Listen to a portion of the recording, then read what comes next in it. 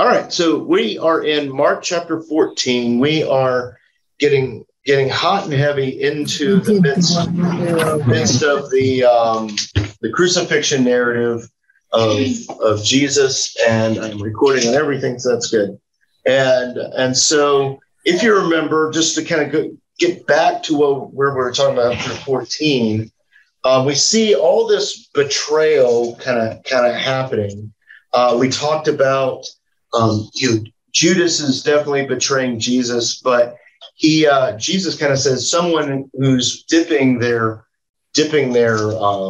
bread in the wine with him, is also doing it, and all the disciples are kind of freaking out about that.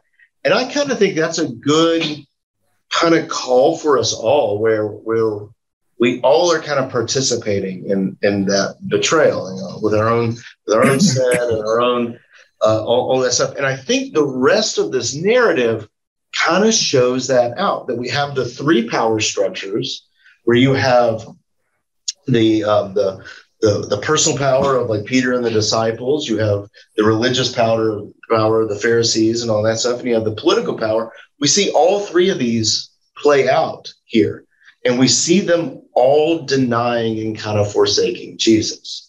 And they all are kind of colliding into one another and their own denials and their own forsaking and all of those things. And we see that, and Peter is even trying to deny. Oh, yeah, get someone else here. Pamela, she's a new member. Let's see here. All right, Pam, you always come in. We can't see you, but you always come in muted, and so hopefully you can hear me. But we'll continue on here. So you have all these kind of denials, kind of building upon one another, and and we even see that right after Jesus. I thought this was really interesting. We talked about last time that right after Jesus is predicting Peter's denial, talking about all these other denials, they go to the garden and they can't even stay awake. They can't even stay awake. And there's this real realness to Jesus and what's going on. And what were we talking? I'm trying to remember what we talked about, because we were talking about that word watch. That's what it was, like that at the end of 13, at the end of that apocalyptic chapter, he goes and he's like, you need to watch. And then there's all these watches again, kind of throughout 14. And then he's like, at the end of 41, at the chapter 14, verse 41, he says, then he came a third time and said to them, are you still sleeping and resting? It is enough. The hour has come. Behold, the Son of Man is being betrayed into the hands of sinners. Rise, let us be going. See, my betrayer is at hand. So it's like the hour have come. It's all like that hour has come is kind of day of the Lord language, that apocalyptic language, like all this big stuff is moving in, and they're arrested. He's betrayed with a kiss, and Mark has this interesting phrase that Peter's swinging the sword around and hurts somebody, and Jesus was like, did I come out with a robber? Like, I've been with you this entire time. And then verse 50 is very interesting. Really 50, 51, and 52 are all very, it says, then they all forsook him and fled. And I think Mark is getting us to the point where we see that what I'm calling the three powers, that they've all done that. They've all done that. And I think Mark is dragging us into the story to see this for ourselves too, where we to quote the common Lutheran vernacular, that we all have sinned, right, and have fallen short. He's dragging us into the story where we can see ourselves in our own political wants for Jesus, and our own religious wants for Jesus, and our own personal powers for Jesus. So he's dragging us into all of those. And I think when we get to this point, there's lots of theories about this, and we talked a lot about them 2 weeks ago. But this young man fleeing naked, and I kind of think that this section kind of leaves us almost bare as well, kind of revealing all of these things in our own selves. That it's like, oh yeah, man, we're no better type of thing. So, all right, so that kind of catches us up to where we were, and we'll go back and look at Mark chapter 14, verse 53. And Pam, if you can hear us all right, I'll quick remind you, we listen to the Bible being read, and you'll hear that here in a second. And right now we're using the New King James Version, and I'll just tell this whole room, if you have a different version of the Bible besides the New King James Version, that's great. And if your Bible says anything really different, like point it out, because usually the different translations help us find what's actually being said. And she's gone. That's all right. All right. So let's begin here. So we'll hit this button, and then we'll hit this button, and that button, and then that button, and then that button. All right. Lee and Jean, let me know if you can't hear this. We'll begin with the 51 here. I don't know how far we'll go. I'll stop it at some point. Now, a certain young man followed him, having a linen cloth thrown around his naked body. And the young men laid hold of him, and he left the linen cloth and fled from them naked. And they led Jesus away to the high priest, and with him were assembled all the chief priests, the elders, and the scribes. But Peter followed him at a distance, right into the courtyard of the high priest. And he sat with the servants and warmed himself at the fire.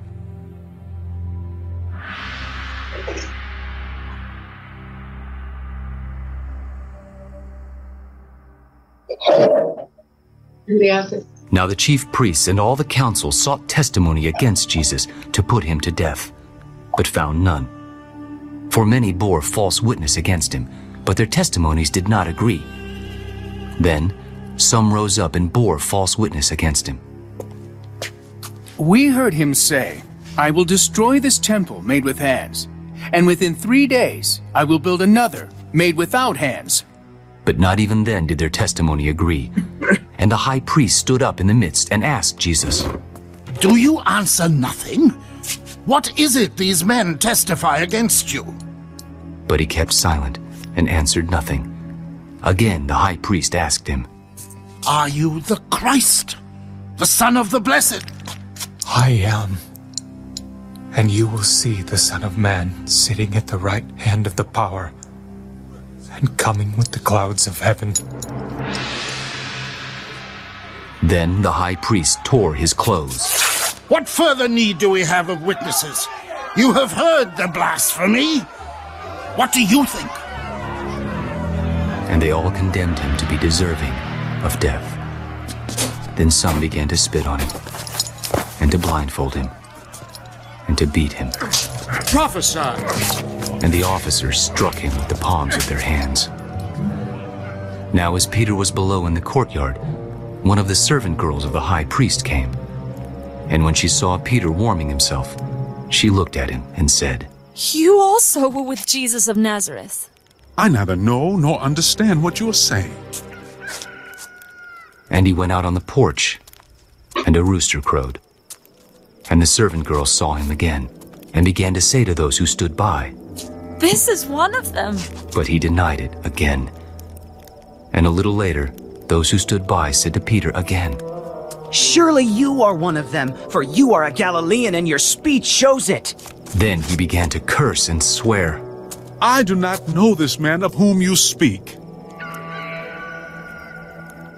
A second time, the rooster crowed. Then Peter called to mind the word that Jesus had said to him. Before the rooster crows twice, you will deny me 3 times.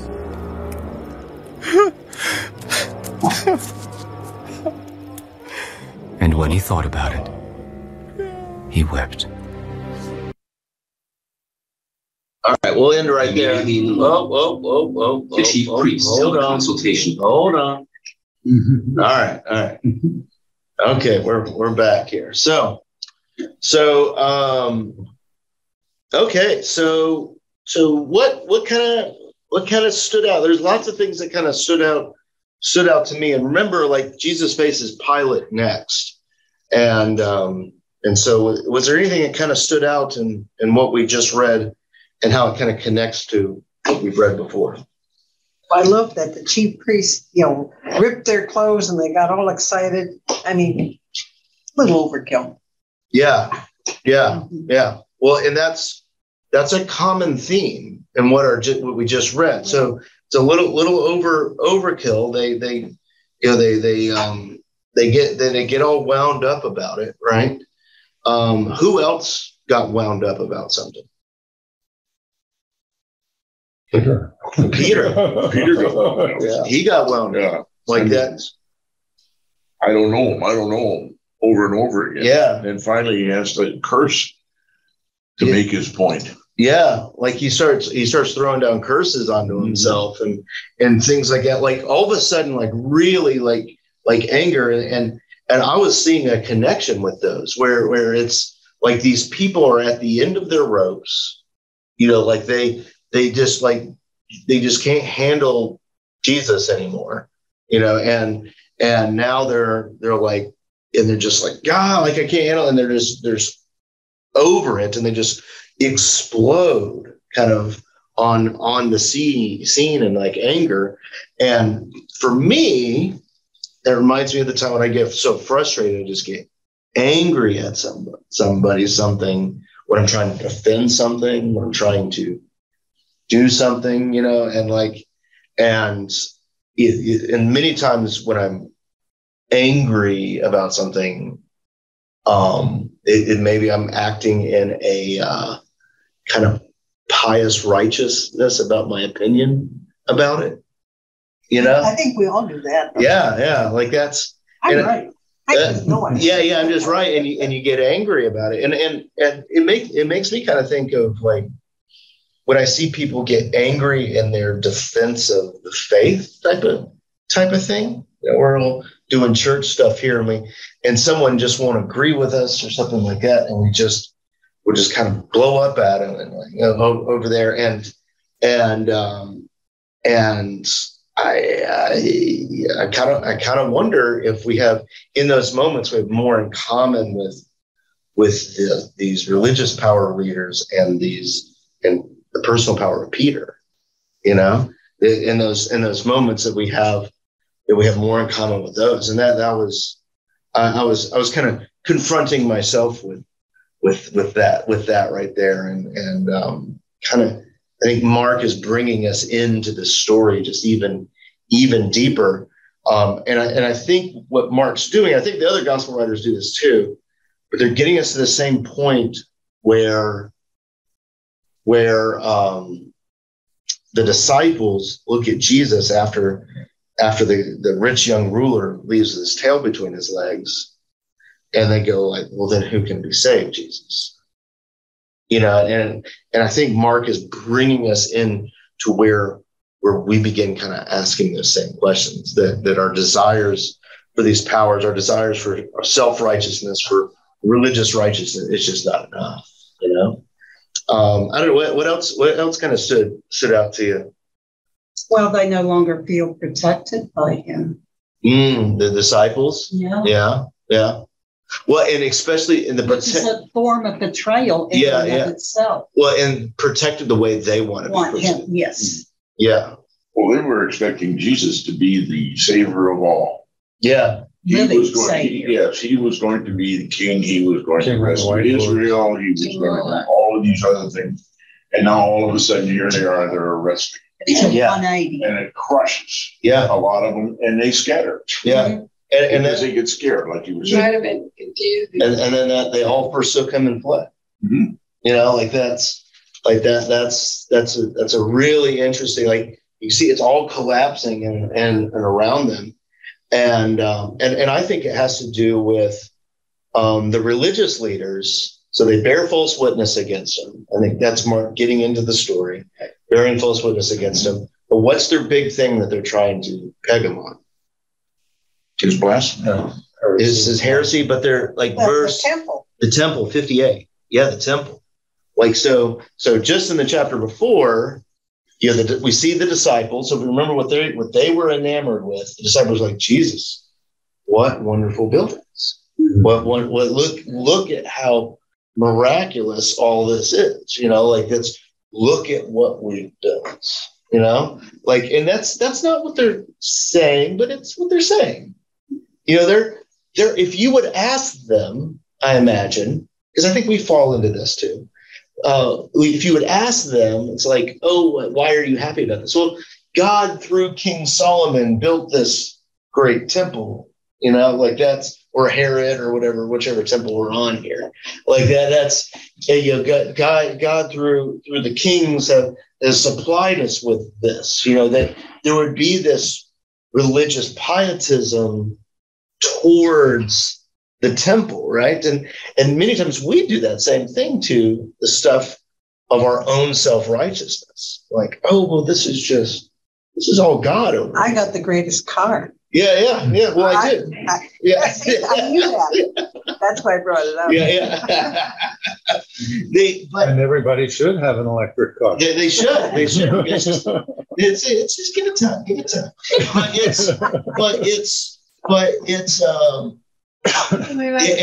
you think about who the was it a Pharisee, Cornelius, and that I can't remember his name now, but it was just right around here. But he was the one that came up to Jesus and oh man, it's bugging me now that he basically said, like, all the sacrifices in the temple are worthless compared to loving the Lord your God with all your heart, soul, mind, and strength. Oh, Jesus said that? Well, that's Jesus was talking to this religious leader, and it's ahead here somewhere, but I don't want to take the time to look right now. But here she's trying again here, and if she can't get it, I'll talk to her on Sunday, and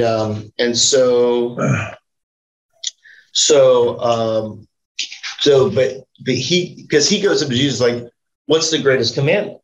What's the greatest commandment, Jesus? And Jesus quotes the John 3:16 of the Old Testament, Deuteronomy, and he then embraces it further.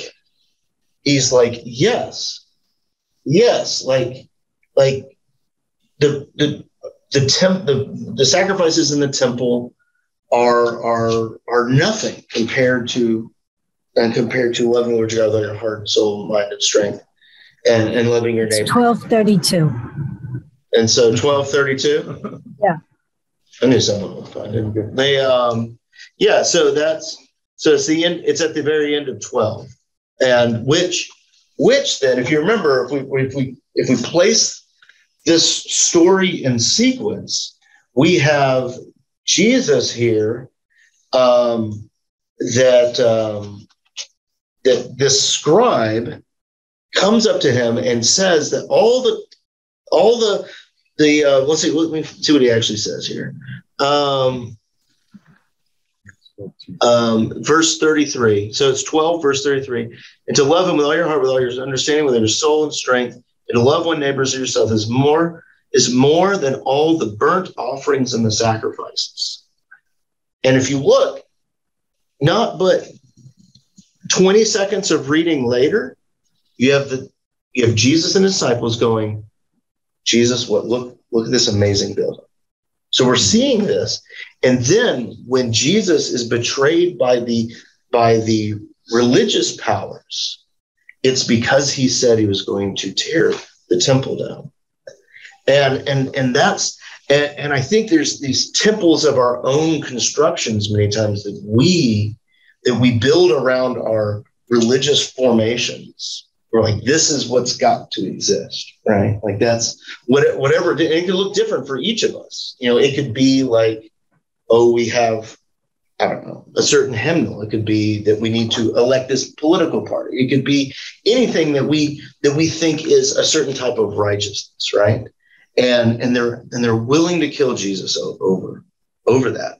And you see Jesus' response, and Jesus' response to them all. When he finally responds to him in Mark, what does he say? It's in verse 62 of chapter 14. What's big about that? I am. And if you know anything about Old Testament, the Hebrew thing, like I am, the great I am is at the burning bush when Moses goes, well, what do I tell these people who sent me? And tell them I am sent you. And so Mark downplays the I am phrase all throughout John, it's everywhere. I am the bread of life. I am like all that stuff. John just plays it up like crazy. Mark downplays it. And then all of a sudden here in front of the religious rulers, they're deriving all their hope upon this temple. All their hope is derived on that temple. And he goes, I am.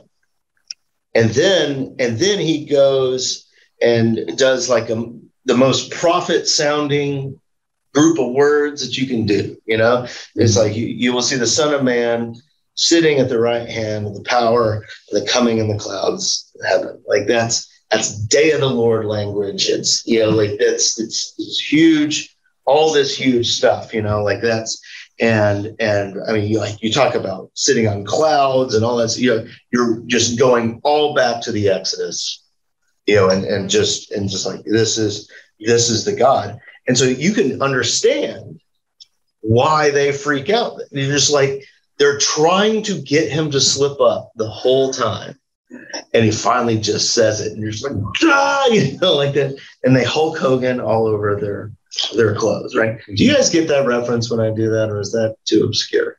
When I say they Hulk Hogan? Yeah. All right, good. You what? Hulk Hogan, his clothes. Oh, remember in the 80s, Hulk Hogan with all these like that. Like I always thought that was funny. Looks like you got in here, Pam. It's good to see you. We're having trouble with the internet out here in Tradition, so I don't know how long I'll be here, but thank you. All right, good deal. Welcome. I met Pastor at the Spring Life Convention. Oh, did you? Yeah, he had cochlear implants. Oh, does he now? Yeah. Oh man. Yeah, Dwayne? Yeah. Reminds me of, did you ever play golf with other pastors? I try not to fraternize with the enemy. Just kidding. I play golf with them. They're the nastiest people. Oh, really? They get mad, swear, cuss, throw the clubs and everything. I says, you guys are holy men. I can tell you about that. So it's like, and that's so going back to that. Like it's like in seminary. Like I always thought it was like, oh man, like these people. If people could see you now, they'd probably be disappointed. But it's and I really don't mind that as long as you're upfront about it all. It's the guys that act all pious and holy that are the ones that get under my skin. It's like you're not that pious and holy. Like we are all sinners. Yeah. Like I'm just glad you're not all like me. Yeah. Exactly. I remember being up at a pastor's conference in Daytona, and I rode the slingshot ride with another pastor. And this guy always kind of presents himself as like, oh, I got all the answers. and it was just a litany of just swear words as we're going up and all that stuff. And I was just like, why do you present yourself as this? Like I have a feeling you're repressing it. Just let it out. Like you're just like that. That's, and so I thought that was kind of funny. But yeah, so I mean they freak out. They freak out. And they condemned him to serve his death. And you can see when they condemned him to serve his death, you have the political, the religious authorities, those religious powers, are doing their final betrayal. You know, like he's not allowing us to have the things that we want, even though what they should want is loving Lord your God with all your heart, soul, mind, and strength, and loving your neighbors yourself, because that is better than everything else, right? And they finally just condemn him to death, and then they begin to spit on him and degrade him and slap him and all those things there. And you see the same thing happen with Peter, that he's trying to save face, and he denies 3 times, and he gets all upset about it, and then the rooster finally crows, and that's like that personal power, where that personal power, I think, is that thing where it's like, well, when everyone else fails, I'll remain faithful. Or we do the cousin of that one, which the cousin of that one is everyone else has already lost the plot, but I'm the only one that's still going, right? You see those people. They're the ones that when they're on their car, they've written down all kinds of things all over the back of them, like that's going to change anyone's opinion. You know, like that's just someone that is honest about how they feel on the outside, and because I think we all kind of feel that way on the inside, that, well, I've got this figured out a little bit more than that was pretty outstanding of Peter not to have been at the front of the exit line. Yeah. And I think that's, we're supposed, the way the Gospels are written, especially Mark, I think we're supposed to see ourselves in Peter. Yeah. Like that. Some would. I do. Yeah. I think it's written, all these, especially Mark, is you're supposed to see yourself in Peter, and you're supposed to be right there. And I think you're actually kind of supposed to see yourselves in all of these characters here at the end that are condemning Jesus, that all these ways that we want to uphold power in ourselves. And so there's just that personal self where it's just like, yeah, I'm not good enough. Yeah, but I'm kind of glad Peter did what he did, because look what he went on to do. Yeah. And and I think it's still getting us to that point where we ask the question in this section where it's like, well, then who? You know, then who can be saved? Well, we always hold the disciples sort of up here. Yeah. And now we see their humanness. Oh yeah. They're human. Yeah. Humanness. I say that all the time. Like that's, yeah, like that's, I think that's why we can put ourselves in that place like, I can see that. Mm-hmm. And look at me. And that's why I think this is like amazing writing, because it puts us all into this position. It's not just this happened at 3:00 on a Wednesday type of. You're Peter, just like me. Yeah. And it's just like, oh my goodness, it's drawing you into the story. So, all right, so now let's go on. Just ask one question. Yeah, of course. One thing that came out to me when we were doing this today that I missed before, perhaps, was when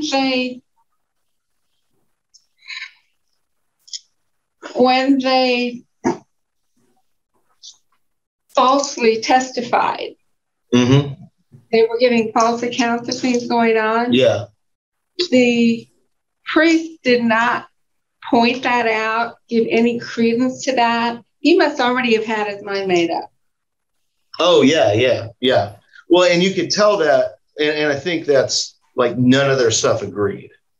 You know, that none. But a true priest doing the right thing would have said, wait a minute, you guys aren't agreeing. You know? Yeah. No, it was all just a big, like they're just trying to, they've already got the scarlet letter on them, you know, and they're just trying to prove it. And they can't up until Jesus says, I am. The apex was the denial of the faith. Yeah. And their belief. Yeah. And, so that's what they were wanting all along. They didn't care if he wore his left sock on his right foot or his right foot. That was irrelevant to them. So one thing I think is interesting in the writing that I just thought about is that Jesus saying "I am," connecting him to the miraculous events of the Exodus, is also connected to when Peter remembers that Jesus said the rooster will crow twice, and you'll deny me 3 times. Again, connecting something Jesus did to that miraculous thing that Jesus did here, kind of displaying that I am characteristic once again. And so we'll see if that continues going on here. Let's see here. So let's read through. The 15. Yeah, let's not do all the 15. There's a lot here. There's a lot. Maybe we'll do through 20. Let me look at this real quick. While you're looking that up, I just read the second part of that sentence that Jesus said, "I am," and you'll see it yourself. I think that's very important because a lot of people said, "Well, yeah, he said because I am," but the second part is you'll see it for yourself. Meaning, it's going to be a revelation to you when you realize who I am. Yeah. Because most people didn't. They never got it. No matter what he did, they never got it. Mm-hmm. But after he died, they go, "Oh my gosh." Yeah. And I think that the thing we've been playing with this whole time too is that their fear and trembling type of idea is evidence of the resurrection. And we get that Mac Daddy one at the end with the ladies in the tomb. That and we can remember that now that Jesus told Peter earlier that I'll go ahead of you to Galilee. They didn't think about it. And then the angel in the tomb said, go tell the disciples of Peter that he's gone ahead of you to Galilee. Again, another miraculous I am statement, but it's now restorative. Yeah, that I saw all the way through this, and then the restorative I am statement, and then the women with fear and trembling. All right, so let's just do 15, 1 through 15, and we'll kind of get through this because this is dealing with those political powers. So, all right, so we'll hit the screen share, and we'll hit that button. We'll do this. All right, let me know if you guys can't hear it. Immediately in the morning, the chief priests held a consultation with the elders and scribes and the whole council, and they bound Jesus, led him away, and delivered him to Pilate. Then Pilate asked him, "Are you the king of the Jews?" "It is, as you say." And the chief priests accused him of many things, but he answered nothing. "Do you answer nothing? See how many things they testify against you?" But Jesus still answered nothing, so that Pilate marveled. Now at the feast, he was accustomed to releasing one prisoner to them, whomever they requested. And there was one named Barabbas, who was chained with his fellow rebels. They had committed murder in the rebellion. Then the multitude, crying aloud, began to ask him to do just as he had always done for them. But Pilate answered them, "Do you want me to release to you the king of the Jews?" For he knew that the chief priests had handed him over because of envy. But the chief priests stirred up the crowd, so that he should rather release Barabbas to them. "What then do you want me to do with him whom you call the king of the Jews?" So they cried out again. "Why? What evil has he done?" But they cried out all the more.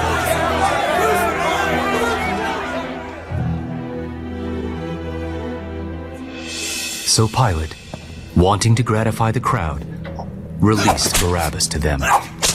And he delivered Jesus, after he had scourged him, to be crucified. All right. I know there's lots of stuff going on.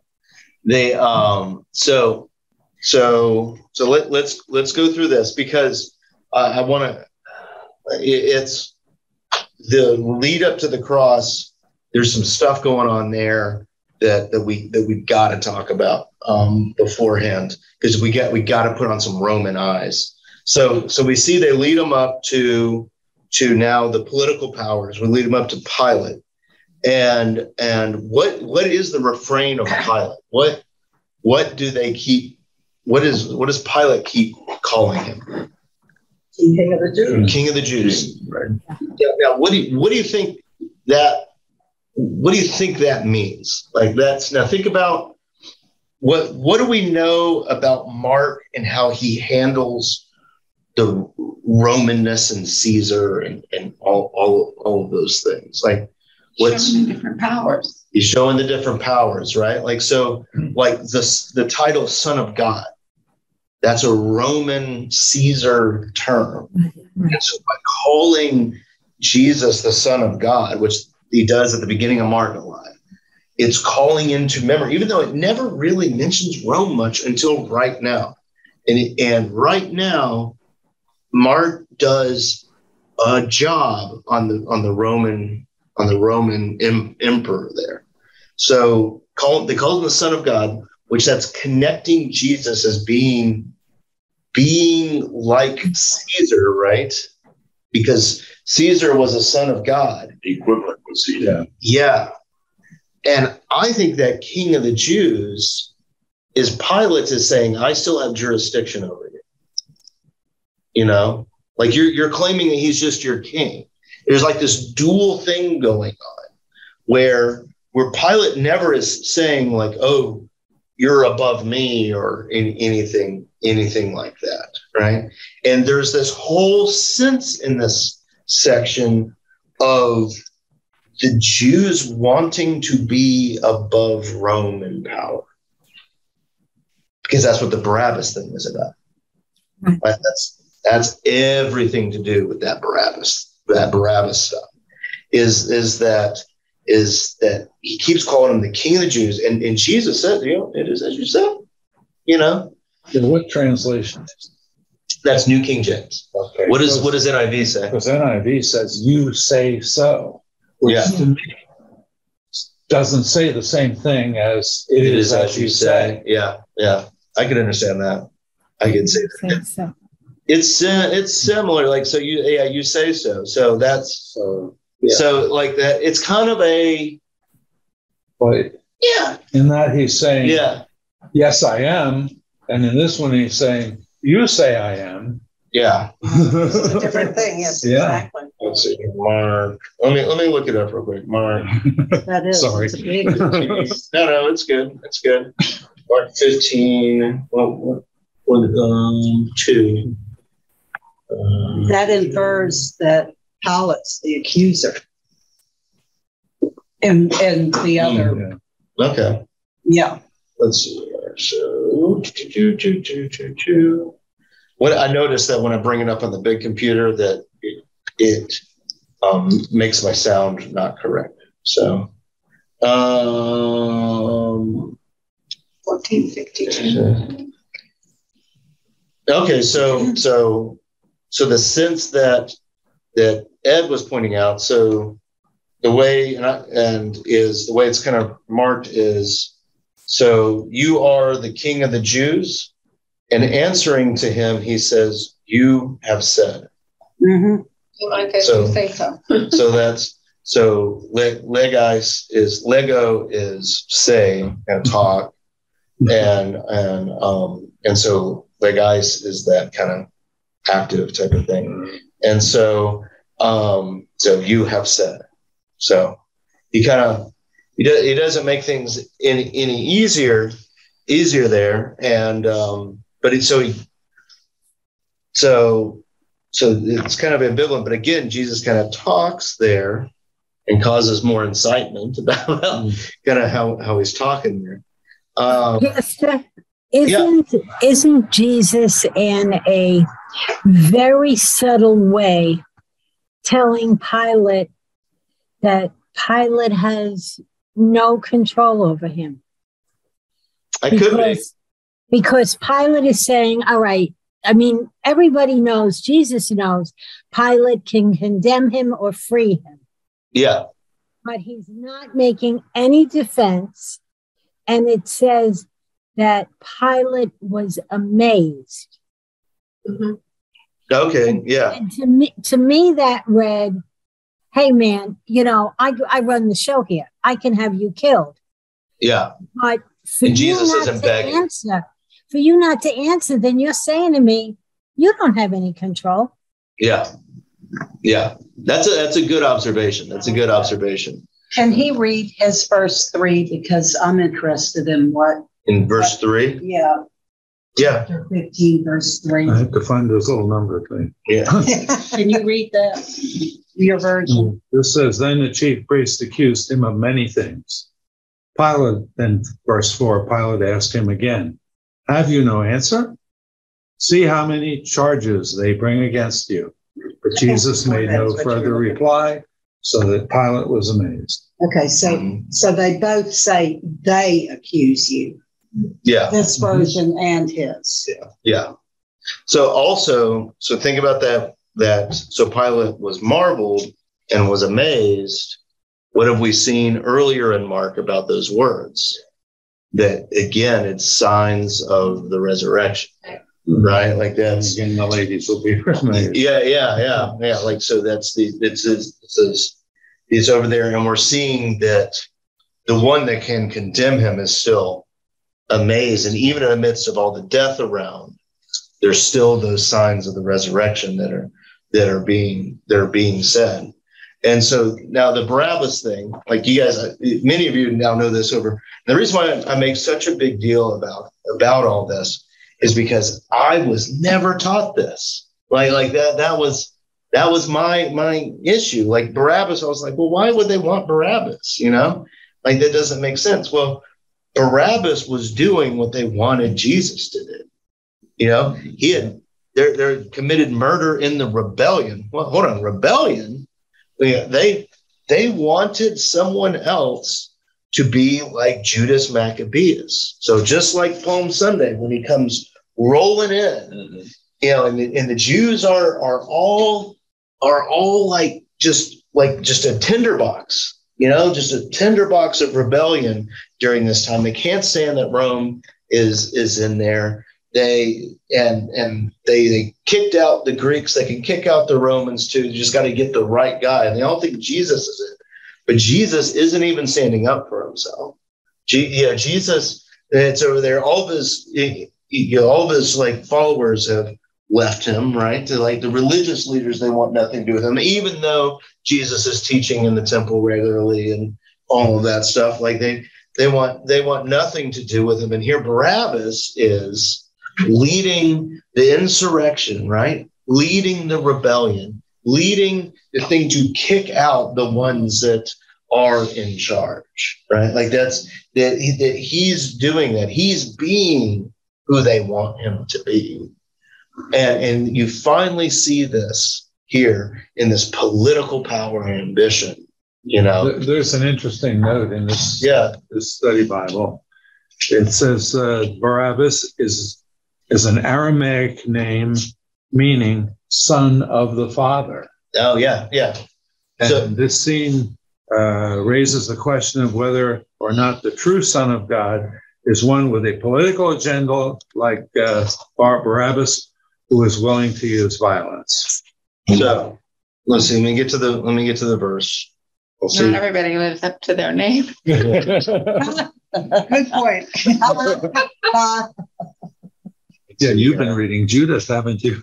I have. Yeah, I should return the book, but it's very interesting. Just enjoy it. Yeah, I've read all of the Apocrypha, so yeah. I'll get it back someday. I don't think it's Mark. One of the other Gospels. Matthew. Is it Matthew that connects them to the name of Jesus? Yeah. Matthew 26, I think. Yeah. So like you're right. Yeah. So The order of events. And so you can see how Mark connects Barabbas to Jesus by it's obvious that they wanted Jesus to participate in this political uprising, right? They wanted him to do that, and now he's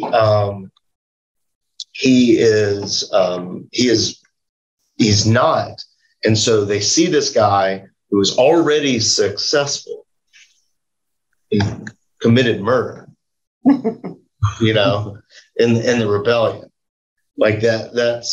I doubt Rome would have him locked up if he murdered Jews. Right. Like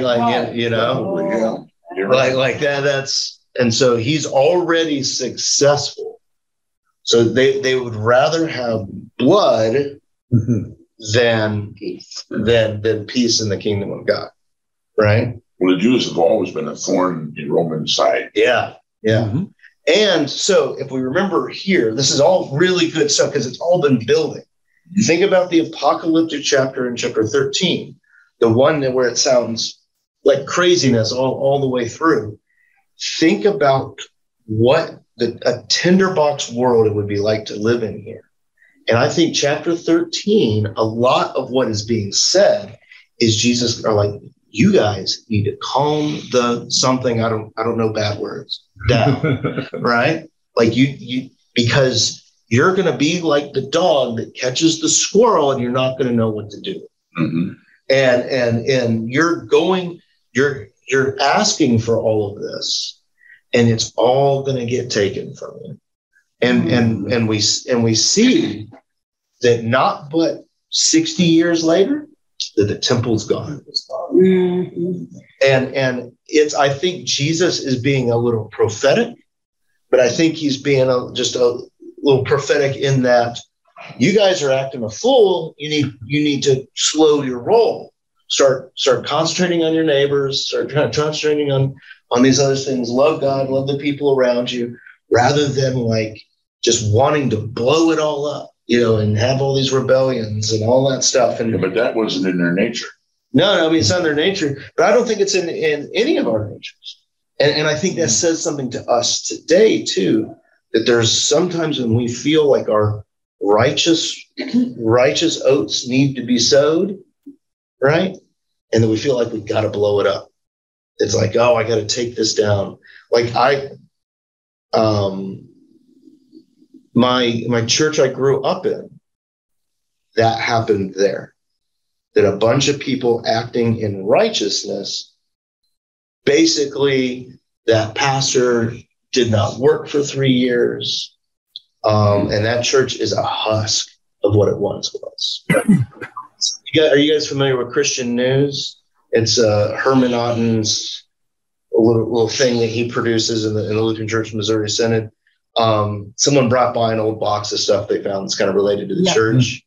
And that was one from the 70s, like 1970 was in there. And it was celebrating, because this guy's always trying to sow division. The magazine still does that. And, they don't need to sow it. There's plenty of it around. Yeah, well, they do that. And it was celebrating this church that was like, oh, the LCMS has gone away from its theological roots and we're leaving the LCMS. And that church doesn't exist anymore.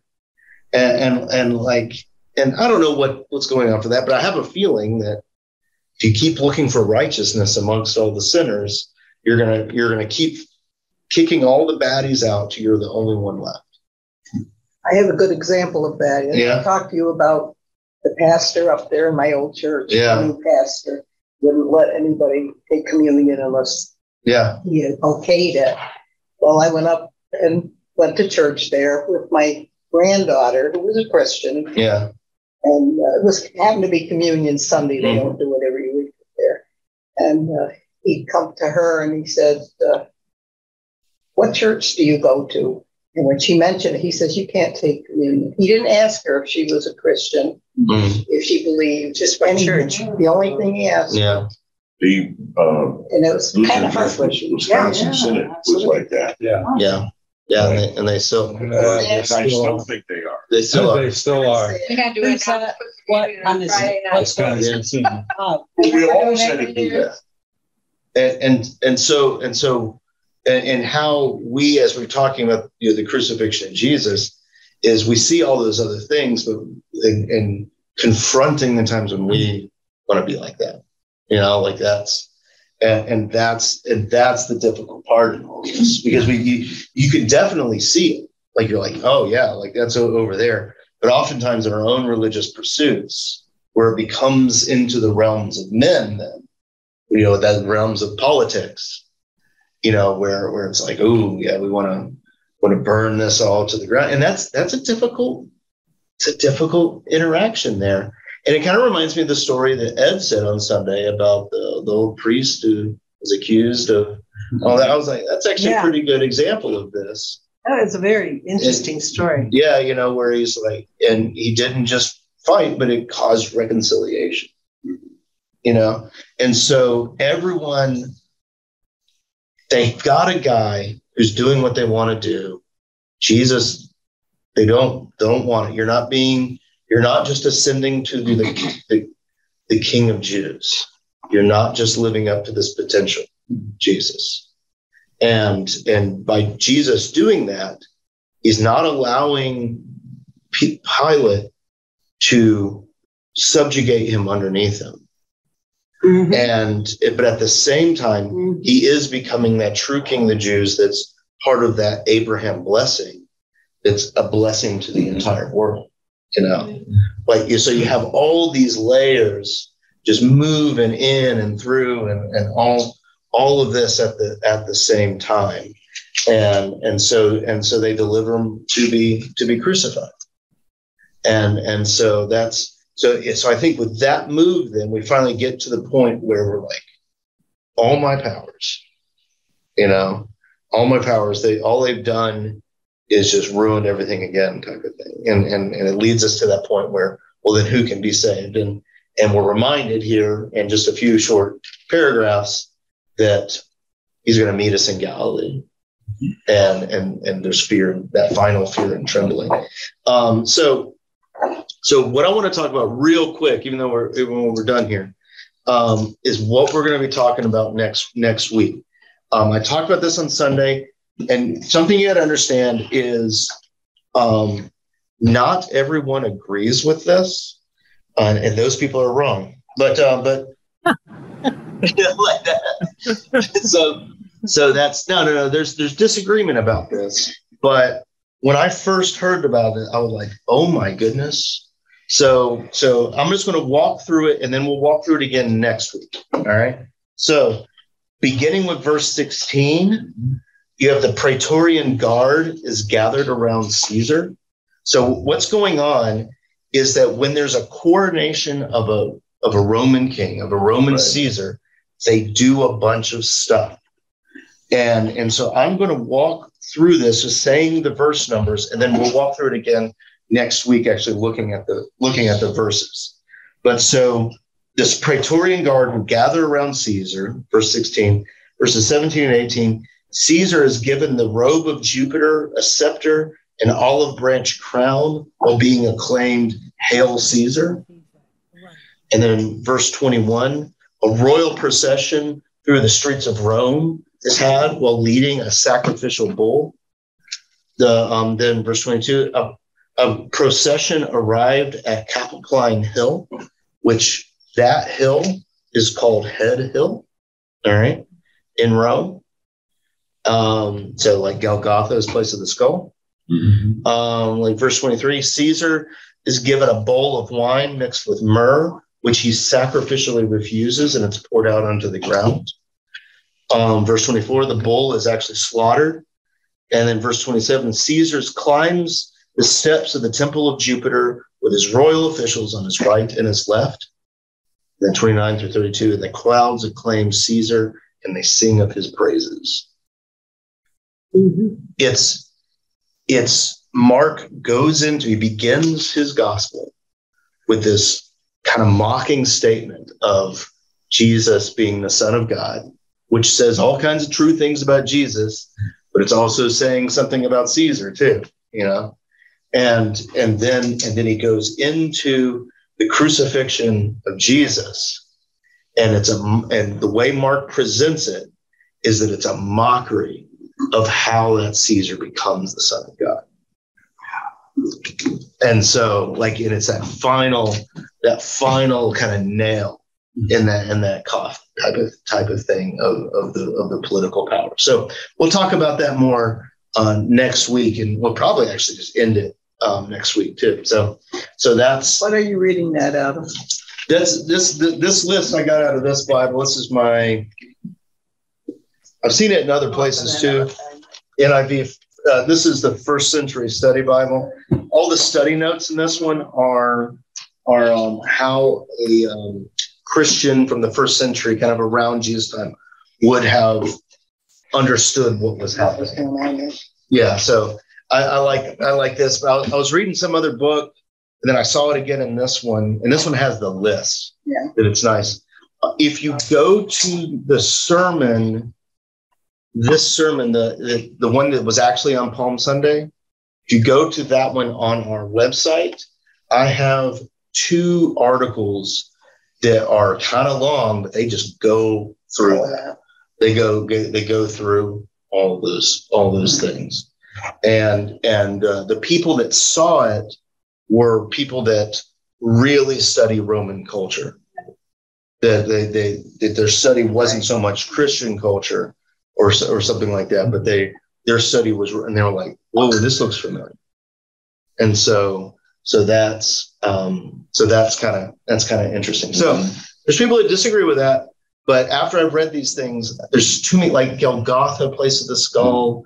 There's too many things that make sense to it, and how I think Mark is all about the structures of power, and just so we'll get into that more next week. Is there any of that in the Josephus? I think he's quoted in some of those articles. I think so. Yeah. He's got it in there. I couldn't read that too long. Yeah. It's hard. It is. It's hard. Is Paul Meyer still around? Paul Meyer? Yeah, he wrote a lot of those. Yeah, he wrote. Oh yeah. He was here to visit just before you came. Oh yeah. And then he was up in, I think he is. I don't know, some church up north. I can't remember. The problem is Meyer is one of those Lutheran names. Yeah, it is. Common name. Yeah. There's a lot of authors with that name as well. Yeah. He wrote quite a few books. Yeah. So cool deal. I must have that same book. Esther? Yeah. I have a question. Yeah. Why did they bring Jesus to Pilate? Why? They would stone a woman to death. But they couldn't really officially put anybody to death. Yeah, I think that's one reason. The Jews, according to this, had many freedoms, but they could not. Even the council, the Sanhedrin, couldn't put somebody to death. They really didn't. And also, the Jewish holiday was coming up. Yeah, I think they were kind of in a, if someone else does it type of thing. Or were they looking to kiss the behinds of the Romans by saying, "See, this man caused trouble, so we're delivering him to you"? Yeah, and I think that's some of it too. I think that's some of it too. So that's and Mark really doesn't go into it at all. I think some of the other ones do a little bit. They definitely bring it there, but I just think it's interesting how these last few chapters you can see those 3 powers and they all evaporate. So, all right. Well, thank you for all being here. You guys will always be in our prayers, and we'll kind of close in a prayer. Talia? Oh yeah, he's very tall. It's the Hulk. Yeah. He's like. So we'll say a prayer. Okay, Jesus, we thank you for today, and Lord, continue to reveal your scriptures to us. And Lord, when we say and we'll read the Gospels, and we're like, well, then who can be saved? Help us to see your resurrection, and that you promised to always meet us in Galilee and all the places that we are going. Thank you, Jesus. Amen. Yes. Amen. So, thank you for being here. Yeah, it was fun. It was fun. Thanks for making it a cool thing here. Like a lower daughter. Thank you. Yeah. Good stuff. So we'll see you guys next Wayne. Go in peace. Serve the Lord. Yeah, that's right. Yeah, that's thanks right. Be to God. Thanks be to God, right? All right. We'll see you guys. Bye. Bye.